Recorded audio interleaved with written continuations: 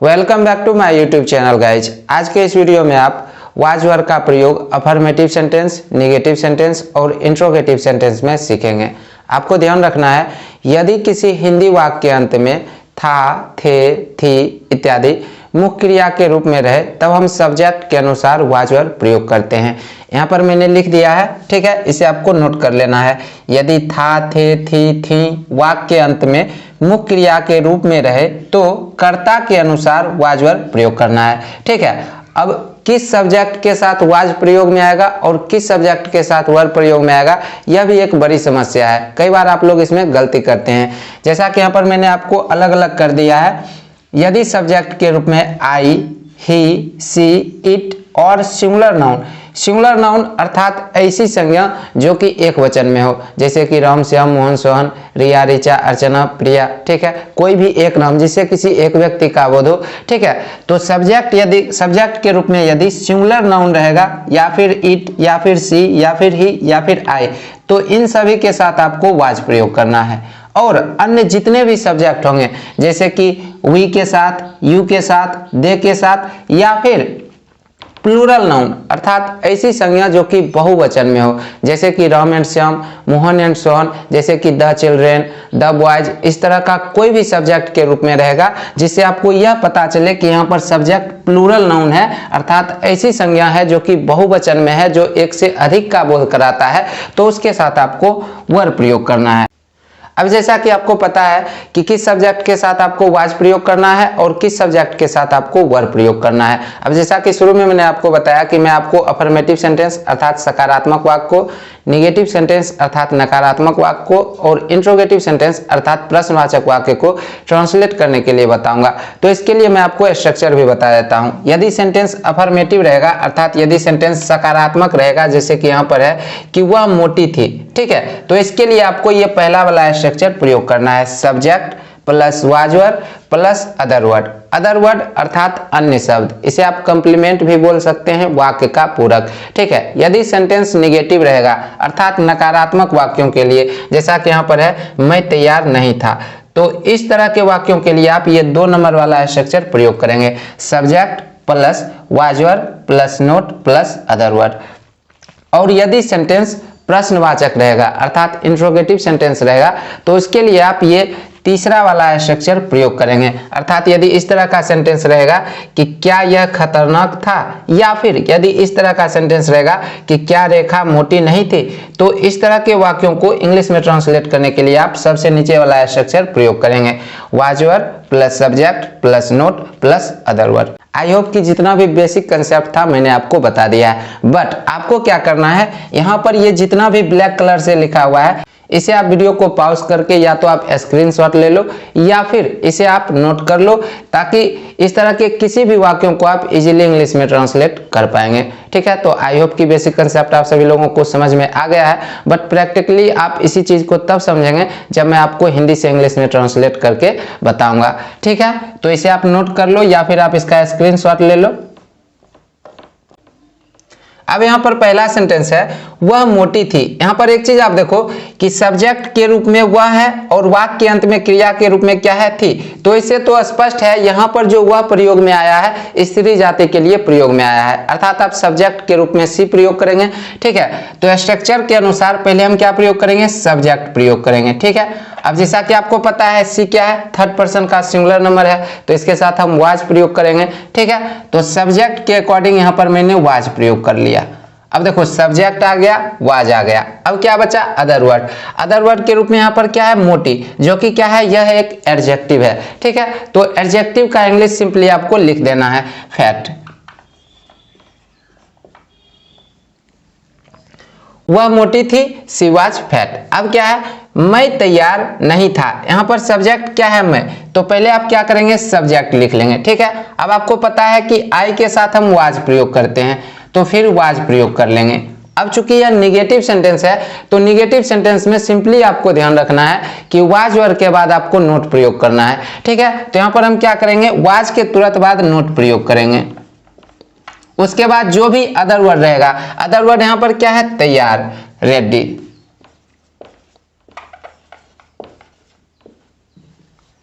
मैं तैयार नहीं था, आई वॉज नॉट रेडी। अब क्या है, क्या यह खतरनाक था। सबसे पहली बात यह क्या है, इंट्रोगेटिव सेंटेंस है, प्रश्नवाचक वाक्य है। तो यहां पर हम क्या करेंगे कि वाज वर से सेंटेंस की शुरुआत करेंगे, बट वाज वर का प्रयोग हम सब्जेक्ट के अनुसार करते हैं। सब्जेक्ट के रूप में यहां पर क्या है, यह, और आपको पता है कि इट क्या है, थर्ड पर्सन का सिंगुलर नंबर है, तो इसके साथ हम वाज प्रयोग करते हैं। तो सेंटेंस की शुरुआत हम किससे करेंगे, वाज से करेंगे, ठीक है, वाज। वाज के बाद सब्जेक्ट आ जाएगा यह, ठीक है, इट। उसके बाद जो भी अदर वर्ड है, अदर वर्ड यहां पर क्या है, खतरनाक, डेंजरस।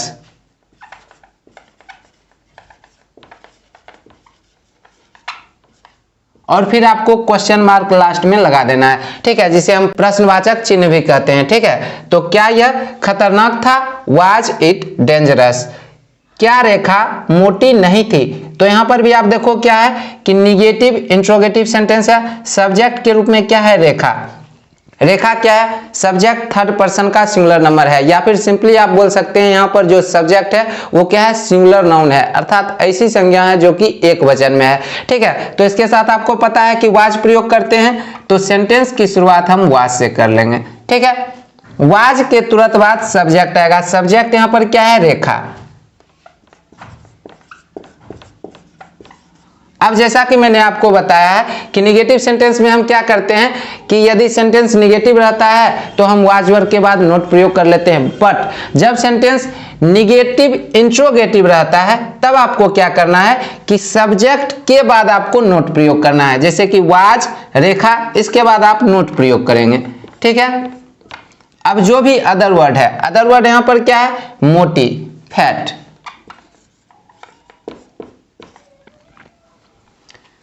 क्या रेखा मोटी नहीं थी, वाज रेखा नॉट फैट।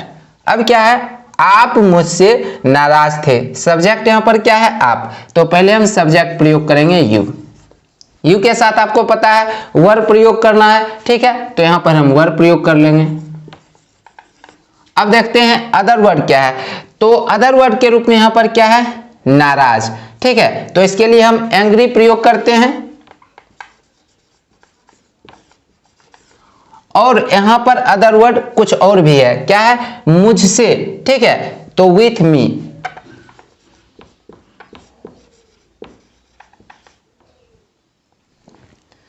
आप मुझसे नाराज थे, you were angry with me. अब यहां पर एक चीज आप समझ लो, जैसा कि यहां पर ये क्या है, अफर्मेटिव सेंटेंस है, तो किसी भी अफर्मेटिव सेंटेंस को जब आप ट्रांसलेट करते हैं तो यहां पर क्या होता है, यहां पर एक चीज आप समझो, जो सब्जेक्ट है यहां से एक एरो इस तरह से आएगा, ठीक है, उसके बाद सबसे लास्ट से वाक्य के सबसे अंत में क्या है, थे, तो इस तरह से इधर से एरो आता है, ठीक है। तो अब आप देख लो, पहले एरो इधर से है तो सब्जेक्ट आ गया, है ना, इसके बाद एरो इधर से है, देखो थे के लिए वर आ गया, ठीक है, इस तरह से। उसके बाद फिर क्या है, नाराज, इसके ठीक बाद है, तो यहां पर देखो मैंने एंग्री का इंग्लिश दे दिया है, ठीक है। और सबसे अंत में क्या है, मुझसे, तो ये सबसे अंत में आया है विथ मी, ठीक है। तो आप मुझसे नाराज थे, you were angry with me. मैं आपसे सहमत नहीं था, ये क्या है, निगेटिव सेंटेंस है, सब्जेक्ट यहाँ पर क्या है, मैं। तो पहले हम सब्जेक्ट लिख लेंगे, सब्जेक्ट के अकॉर्डिंग यहाँ पर वाज आ जाएगा, और चूंकि यह निगेटिव सेंटेंस है तो वाज के तुरंत बाद हम नोट प्रयोग कर लेंगे, ठीक है। अब अदर वर्ड यहाँ पर क्या है, सहमत, ठीक है, एग्री। और यहाँ पर अदर वर्ड कुछ और भी है, आपसे, विथ यू, ठीक है।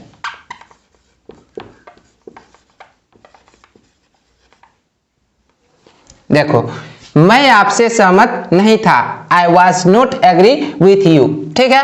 अब क्या है, क्या वे लोग संतुष्ट थे, तो ये क्या है, इंट्रोगेटिव सेंटेंस है, और सब्जेक्ट यहां पर क्या है, वे लोग। दे के साथ आपको पता है वर प्रयोग करते हैं, तो सेंटेंस की शुरुआत हम क्या करेंगे, वर से शुरू करेंगे, ठीक है। वर के बाद सब्जेक्ट आ जाएगा, वर दे, ठीक है।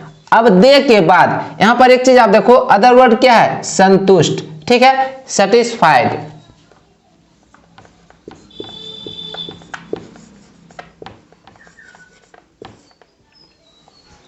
क्या वे लोग संतुष्ट थे, वर दे सेटिस्फाइड। अब है, क्या हम लोग कर्तव्यनिष्ठ नहीं थे, ये क्या है, निगेटिव और इंट्रोगेटिव सेंटेंस है। और सब्जेक्ट के रूप में यहाँ पर क्या है, हम लोग वी के साथ हम वर प्रयोग करते हैं, तो सेंटेंस की शुरुआत वर से करेंगे। वर के बाद सब्जेक्ट आ जाएगा, सब्जेक्ट के तुरंत बाद नोट प्रयोग करेंगे, है ना। यहां से पहले एक बार और आया था निगेटिव इंट्रोगेटिव सेंटेंस, तो सब्जेक्ट के तुरंत बाद मैंने नोट प्रयोग किया था, वही प्रोसेस यहां पर भी करेंगे, सब्जेक्ट के तुरंत बाद नोट प्रयोग करेंगे, ठीक है। अब आप देखो कि अदर वर्ड यहां पर क्या है, कर्तव्यनिष्ठ, ड्यूटीफुल,